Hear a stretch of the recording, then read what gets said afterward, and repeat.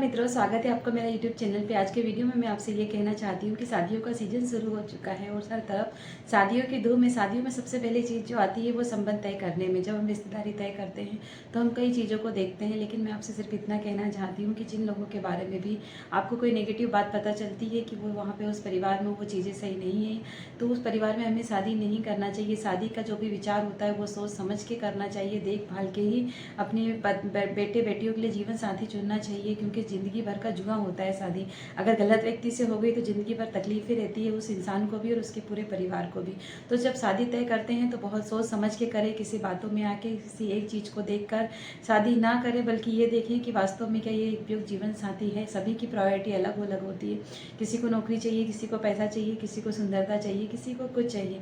तो अपनी priority check करें, देखें कि हमें क्या चाहिए, अपने जीवन साथी से क्या चाहिए। हमें बेहू बेटियों के लिए दयालु जैसी अगर हमें लगता है कौन चाहिए, कैसा चाहिए, तो उसके हिसाब से हमको है ना जीवन साथी ढूंढना चाहिए। वैसे ही बहू बेटियाँ देखना चाहिए, वैसे ही दामाद देखना चाहिए। और सबसे बड़ी बात, परिवार बहुत ज़्यादा मैटर करता है। अगर परिवार अच्छा है तो सारी चीज़ें अच्छी रहती है, क्योंकि अगर परिवार अच्छा नहीं है तो वो अपने बच्चों को क्या अच्छे संस्कार देंगे।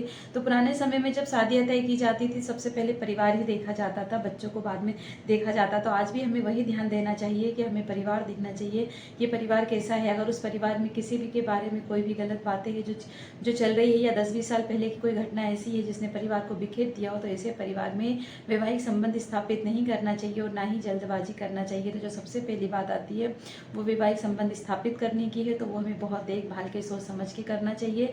सामाजिक आर्थिक स्तर तो देखना चाहिए, साथ में स्वास्थ्य स्तर भी देखना चाहिए। व्यक्ति पूरे तरीके से स्वस्थ होना चाहिए, उसकी पूरी फैमिली हिस्ट्री लेना चाहिए कि कहीं कोई बीमारी तो नहीं है। अगर किसी फैमिली में कोई बीमारी का ट्रेंड चल रहा है तो वो भी हमें देखना चाहिए, उससे भी जांच परखना चाहिए। लड़के लड़की दोनों की जांचें करवाई जानी चाहिए। आप सब जानते हैं कि कौन कौन सी जांचें होती है। बहुत सारे ब्लड टेस्ट होते हैं जो हमें करवाना चाहिए।